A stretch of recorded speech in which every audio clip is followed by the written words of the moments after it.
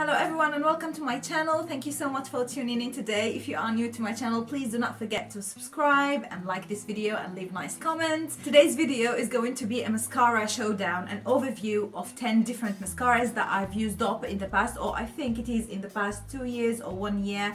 And I thought that this video would be really helpful for someone who is looking for multiple mascara recommendations and would like an opinion on which ones are good and which ones are not good, based on me using them up and trying them, of course, multiple times. So I have a pretty solid opinion on these mascaras, and of course I've included some high-end mascaras, but the majority of them are drugstore. And I'm going to tell you about my lashes. I have fairly straight lashes, but they are thick and long. So when I look for a mascara, the perfect one for me is going to be the one that is going to give me a defined curl, adds to the volume and length to my lashes. So yeah, let's get into the overview. So mascara number one is the L'Oreal Telescopic Shocking Extensions Mascara. And for those of you who are not familiar with the wand, it is fairly thin, it is flat like that, and the bristles are on the top and bottom. This mascara is really good, and I'm glad to say that L'Oreal mascaras, all of them that are in the telescopic range, are very good because the wand is really small, it is thin, so it is really easy to control and use. So they are going to hug your lashes, and they are great for length and separation, but probably not so much for volume. And it says shocking extensions, so the claim of this mascara is to give you length, and this is what it does. So I would highly recommend this. It is an amazing mascara and doesn't dry up so fast. The second mascara is going to be a high-end one, and this is the Bare Minerals Flawless Definition Mascara. I used this mascara twice or 3 times and gave up on it. What I didn't like is the consistency. The mascara doesn't deposit very well on the lashes, so you brush and brush and brush and started to get gummy and sticky, but it will not give you any definition, length or volume. So I am not a fan of this mascara. I know Kara Kendall, I'm not sure if you know her channel, she is gorgeous. She swears by this, but I really do not understand why she likes it. I hate this mascara so much. It is not worth the money for me, because really it doesn't do anything to your lashes. And I understand if you have sparse or short lashes, this will not do anything, because on my long lashes it didn't do anything. Alright, another drugstore mascara is going to be Max Factor Masterpiece Max High Volume and Definition Mascara, and it is really true. If you see, this is the Max Factor Masterpiece Max, and this is the Bare Minerals. You see on the top, the Bare Minerals barely has any bristles, while the Max Factor one is coated with bristles till the tip, and it is smaller. Long story short, this mascara is great, and if I want to choose one mascara to keep with me at all time, one mascara, that's it. It is going to be this one, Max Factor Masterpiece Max, because it is lengthening, defining, curling and volumizing at the same time, and the consistency of the mascara material itself is great. So I would highly recommend, if you could get this in your country, Max Factor Masterpiece Max, get it. It is really worth trying. It is amazing. Okay, another Max Factor mascara, and it is the newer Max Factor Masterpiece. It is called Transform High Impact Volumizing Mascara, and I think that in different countries this has different names, but I think the tube is really similar. It is fat and it contains a lot of product. Actually, here I have 12 mils of product in this tube, and this mascara lasts for a very long time. This is the one that I'm using at the moment, and I've done a first impressions on this. I'm going to leave it somewhere here on the top so that you could check it out.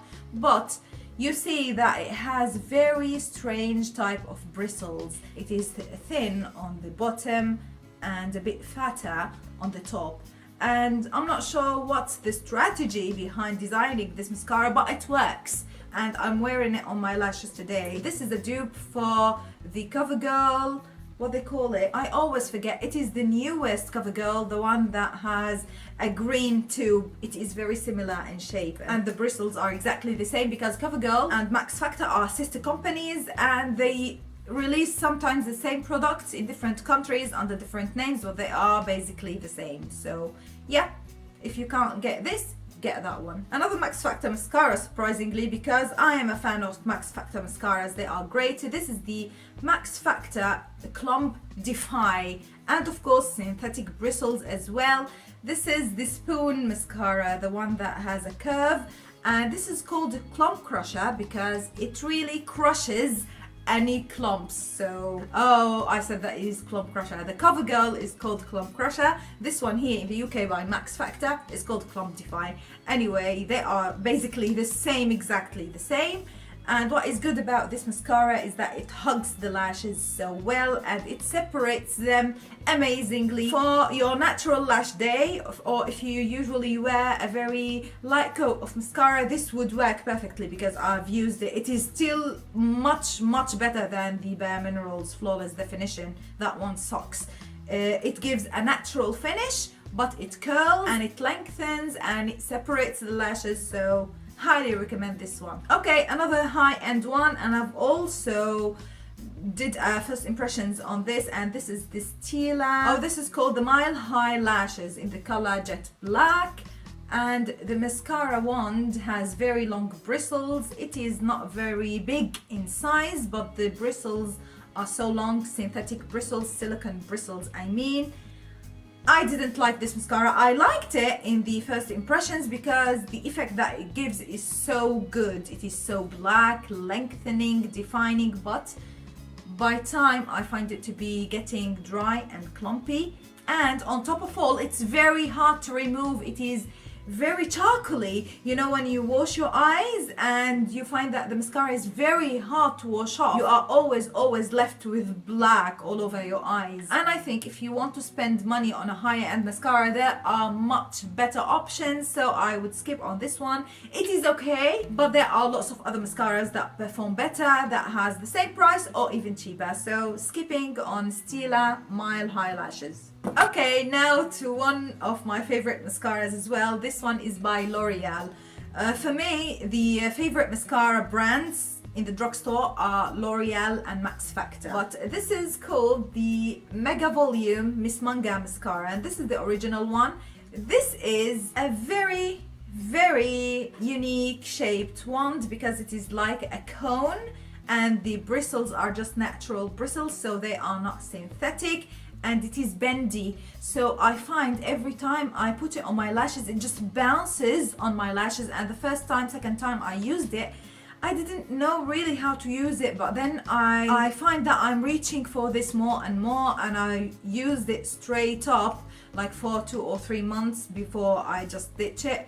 This is a volumizing mascara, so it is not particularly lengthening. It gives you lots of thickness and volume, and it just gives this a fluffy, fluttery effect to the eyes. But I think that some people do not like it because of this fact, because they think that they cannot get enough control because the wand is so flimsy. But for me, this technology obviously worked. I'm not sure. I know that this is a matter of preference, but for me, I love the effect so much. The volume it gives, it's so black, and I have repurchased this because I love it so much. So this is the new tube. And now finally, I'm going to talk about another high-end mascara, and I've been asked recently about what's my favorite high-end mascara, and I'm going to tell you that it is the Lancome Hypnose Mascara.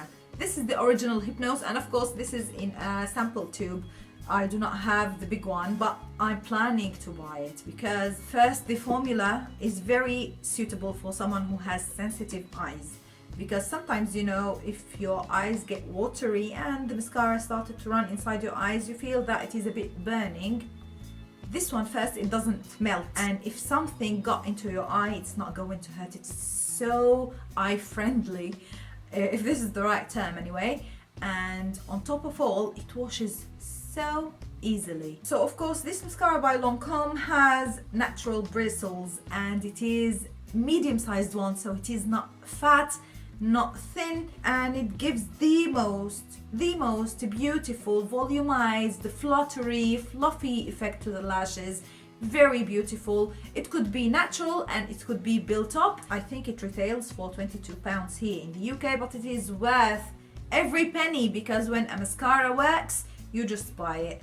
And this is my overview of these mascaras that I have here with me. I hope you enjoyed spending time with me and that you found these recommendations helpful. Please let me know, among this lot, have you tried any of them? Have you liked any of them? Do you agree with me? Did I get you interested in trying a certain mascara? I'm looking forward to reading your comments, and I'll see you again very soon. Until then, please be safe.